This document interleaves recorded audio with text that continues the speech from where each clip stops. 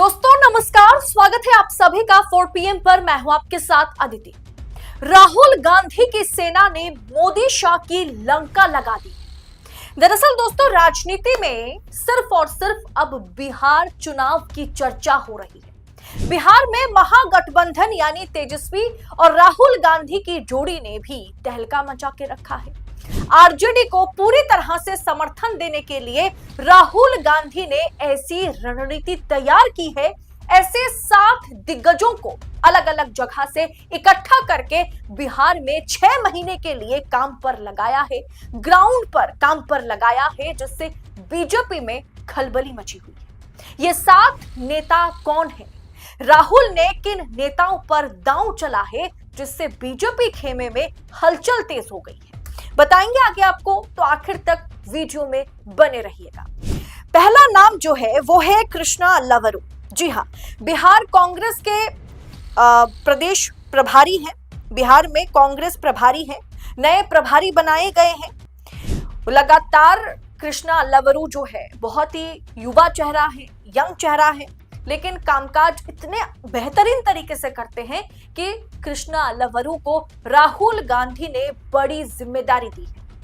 ठीक बिहार चुनाव से पहले पहले राहुल गांधी ने भारतीय जनता पार्टी के स्लीपर सेल्स को एक एक कर एलिमिनेट करना शुरू किया कांग्रेस पार्टी के अंदर से।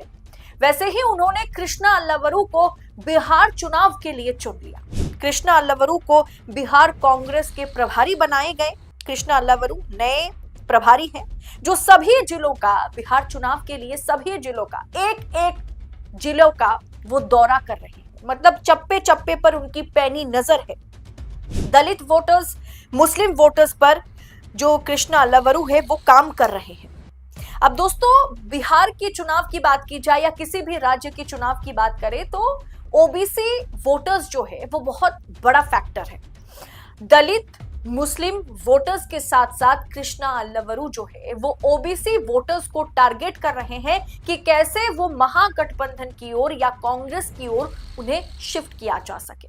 जी हाँ, कृष्णा अल्लावरू वो पहला नाम है जो राहुल गांधी की सेना में सेनापति के तौर पर, खास तौर पर राहुल के बहुत ही करीबी नेता के तौर पर नजर आ रहे हैं, जिन्होंने बिहार की राजनीति की पूरी जिम्मेदारी राहुल गांधी ने कृष्णा अल्लावरू को दे दिया है। दूसरा नाम है राजेश कुमार। जी हाँ, बिहार में प्रदेश अध्यक्ष है राजेश कुमार। दलित वोटर्स को साधने के लिए राहुल गांधी ने ये दांव चला है। दलित वोटर्स को समझाने, बुझाने, रिझाने या कहें कि कांग्रेस में या महागठबंधन में शिफ्ट कराने के लिए, दलितों को, पिछड़ों को अपने साथ जोड़ने के लिए राहुल गांधी ने राजेश कुमार को मैदान में उतारा है। तीसरा नाम जो है वो है कन्हैया कुमार। जी हाँ, कन्हैया कुमार जो पहली बार बेगूसराय से चुनाव लड़ते हैं, सीपीएम की ओर से, कम्युनिस्ट पार्टी की ओर से, लेकिन बेगूसराय से कन्हैया कुमार पिछली बार चुनाव हार गए थे। फिर उसके बाद वो कांग्रेस में शामिल होते हैं, कांग्रेस का दामन थामते हैं और कांग्रेस ने इस बार दिल्ली विधानसभा चुनाव में उन्हें मैदान में उतारा था, लेकिन फिर से वो चुनाव हार गए। लेकिन कन्हैया कुमार जिस तरीके से युवाओं को अपने साथ जोड़ते हैं, जिस तरीके की बेबाक तरीके से वो भाषण देते हैं, जिस तरीके से वो मंच पर दहाड़ते हैं, कन्हैया कुमार बिहार से ताल्लुक रखते हैं। ऐसे में कन्हैया कुमार की बिहार की राजनीति में, बिहार चुनाव में एंट्री कराना राहुल गांधी ने सोच समझ करके यह फैसला लिया कि कन्हैया कुमार बिहार चुनाव को, जो राहुल की सेना है उसमें कन्हैया कुमार को राहुल गांधी ने शामिल किया, क्योंकि कन्हैया कुमार फिलहाल बिहार में नौकरी दो पलायन रोको यात्रा कर रहे हैं। कन्हैया कुमार इस यात्रा को लीड कर रहे हैं, युवाओं से कनेक्ट हो रहे हैं, युवाओं को समझा रहे हैं कि किस तरीके से नीतीश की सरकार, भारतीय जनता पार्टी की सरकार युवाओं से नौकरी छीनने का काम कर रही है। और इसलिए नौकरी दो पलायन रोको ये यात्रा कन्हैया कुमार की ओर से, कांग्रेस की ओर से निकाले गए, जिसमें कुछ समय पहले राहुल गांधी भी मौजूद थे। और वो जो भीड़ बिहार में देखने को मिली है कि किस तरीके से कन्हैया कुमार और राहुल गांधी के साथ बिहार की जनता, खास करके युवा जो है वो चलते हुए नजर आए थे। दोस्तों, चौथा नाम है पप्पू यादव का। जी हाँ, पप्पू यादव 2024 चुनाव में, लोकसभा चुनाव में पूर्णिया से निर्दलीय चुनाव लड़ते हैं, चुनाव जीत भी जाते हैं।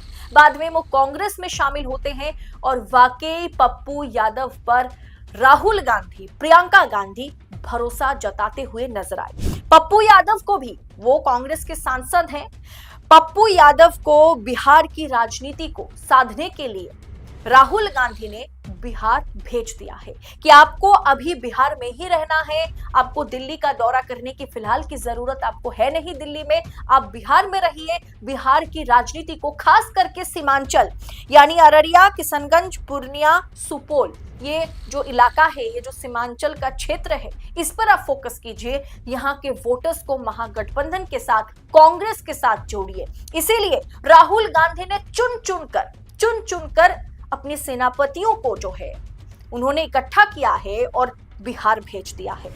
पप्पू यादव चौथा नाम है। पांचवा नाम जो है वो है अनिल जय हिंद का। जी हाँ, बिहार से ताल्लुक रखते हैं, बिहार से हैं अनिल जय हिंद। उन्हें फिलहाल के लिए दिल्ली में ओबीसी चेयरमैन की कुर्सी सौंपी गई है। जी हाँ, अनिल जय हिंद जो है वो ओबीसी समुदाय पर काफी समय से काम कर रहे हैं।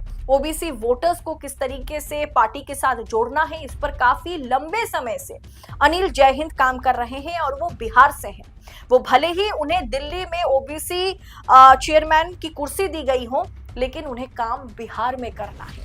इसीलिए दिल्ली में उनको बिठाया गया है और कहा गया है कि फिलहाल ये कुर्सी आपके लिए है, लेकिन आप बिहार जाइए और बिहार में जाकर के ओबीसी समुदाय को साधने की कोशिश कीजिए, हमारे साथ जोड़िए। दोस्तों, अनिल जय हिंद बहुत बड़े नेता हैं और ओबीसी वोटर्स को किस तरीके से कांग्रेस के साथ जोड़ना है, इसके लिए वो पिछले कई सालों से काम करते नजर आ रहे हैं। ओबीसी समाज में उनकी अच्छी खासी पकड़ है, इसीलिए अनिल जय हिंद को राहुल गांधी ने अपनी सेना में एक जगह दी है।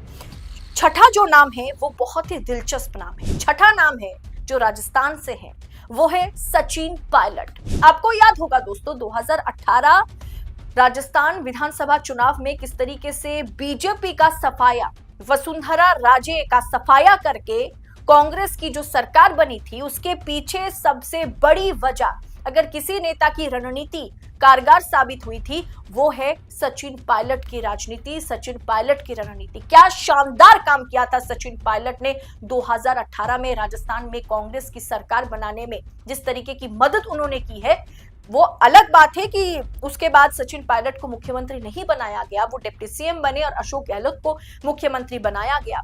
और 2023 में भारतीय जनता पार्टी की वहां सरकार बनी। कांग्रेस या अशोक गहलोत की सरकार की सत्ता वापसी नहीं होती है, इसके पीछे भी माना जाता है कि सचिन पायलट है, क्योंकि सचिन पायलट और अशोक गहलोत के बीच की लड़ाई ने कांग्रेस को राजस्थान में डुबाया है, ये कहने में कोई गुरेज नहीं है।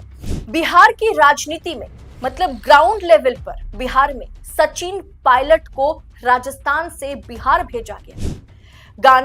राहुल गांधी ने ये जो डिसीजन ली है, इसके पीछे बहुत बड़ी वजह है, क्योंकि संगठन को मजबूत करने के लिए सचिन पायलट जैसे नेता की जरूरत है। और अब जितने भी नाम देखेंगे दोस्तों, ज्यादातर युवा चेहरा है।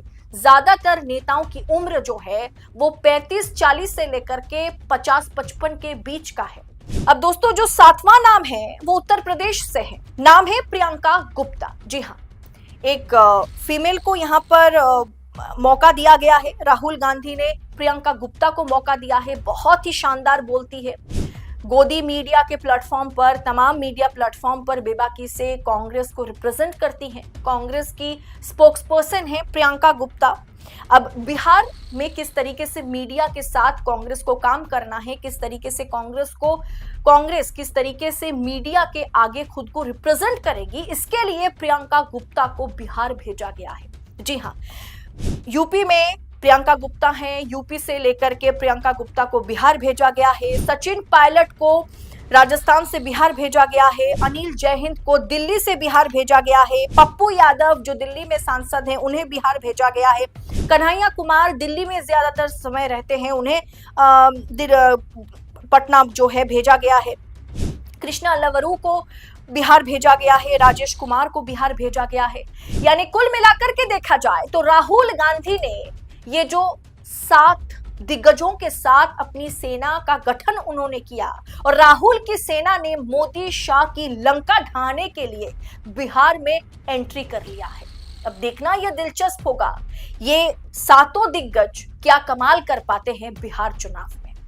फिलहाल राहुल गांधी की इन तमाम सेनापतियों पर, राहुल की सेना पर, इस फौज पर आपकी राय क्या है? क्या राहुल गांधी ने वाकई इन सातों का जो चयन किया है वो एकदम सटीक है?